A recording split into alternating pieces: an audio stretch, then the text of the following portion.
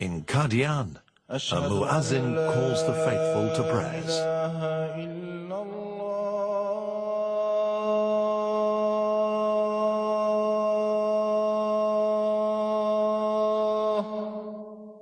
Five times a day in mosques around the world, this call is repeated.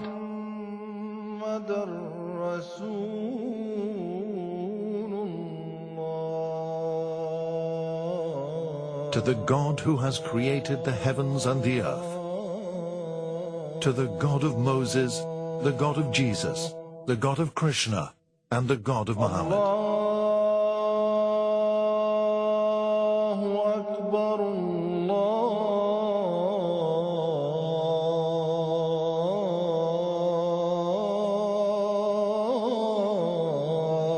God is great. God is great. There is none worthy of worship except him, and Muhammad is the messenger of God. God is great, and there is none worthy of worship except he.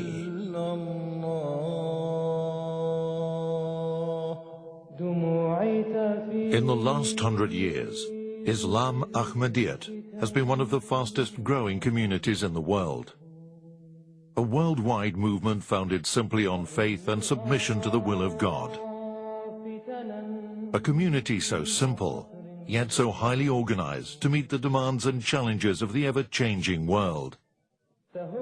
A community believing in absolute morality, enjoining justice and fairness in every sphere of human interest. For many, much of the history of Ahmadiyya has been veiled behind fear and misconceptions. As a result, its followers were subjected to extreme persecution and deprived of fundamental human rights. Yet, Ahmadiyya's core teachings are interwoven with the teachings of the Quran and the Holy Prophet of Islam.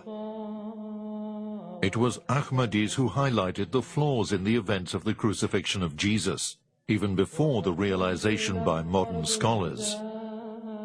It was they who were first to translate the Quran in more than 50 languages.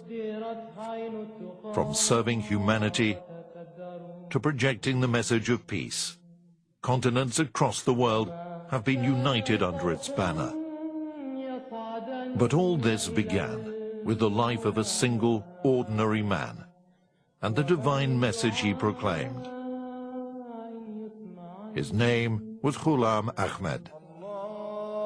Islam Ahmadiyat, Islam Ahmadiyat, Islam Ahmadiyat, Islam Ahmadiyat, Islam Ahmadiyat, Islam Ahmadiyat, Islam Ahmadiyat, Islam Ahmadiyat. फिर चले आते हैं यारो. The society in which man existed was at its lowest ebb, and the final religion of mankind chosen by God, Islam, was rapidly degenerating. The Holy Prophet of Islam, peace and blessing of Allah be on him, prophesied that in the latter days Muslims would suffer a terrible decline of standards. For if man is unable to control his desires, it is inevitable that the society would also suffer. The moral state of man was rapidly and dangerously declining. The Holy Prophet ﷺ mentioned by way of prophecy that one thing, that in that age the real faith will not be found among the Muslims.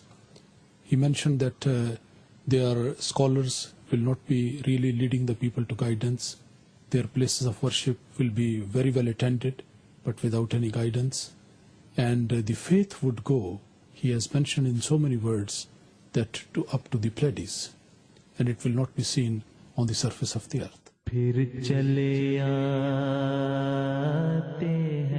When at the time of problem they will turn to the ulama, then faizahum qiradatun wa khanazir.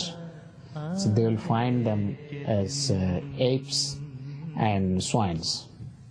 They will not be divines. They will not be God-fearing ulama. It indicates that the scholars at that time, they will be similarly, their character will be simply a character of mockery. They would not be representing the right faith. They will be imitating to be scholars, and moreover their moral character and conduct will not be up to the mark or up to the standards of Islam at all. This is what you see in the mosques. You see this very mosques of other Muslims, other communities, full of people, but they have no understanding of the Quran, or they don't have taqwa in their heart. Now, when he came to this point, he showed a positive side, and the positive side was that when you see these things, this will be the signs, this will be the time that that reformer, that Masih, that Mahdi will be raised, and he will come to reform, to make the Quran, the teaching of the Quran, understood more and properly and correctly. History shows that when great mischief and evil takes over the world, God the Most Gracious has always sent his prophets to dispel the darkness and save mankind from moral self-destruction. The followers of Islam, in spite of their degradation, a time will come when God Almighty will raise someone to help the people to come to the right path. And that will be the period of the revival of Islam. At every age, whenever there was a downfall in any people, God always sent a reformer. So this is a continuous Allah's treatment to people of every age. The salvation of mankind rested solely on divine intervention. If ever there was a need for a prophet for spiritual guidance and uplift, it was now.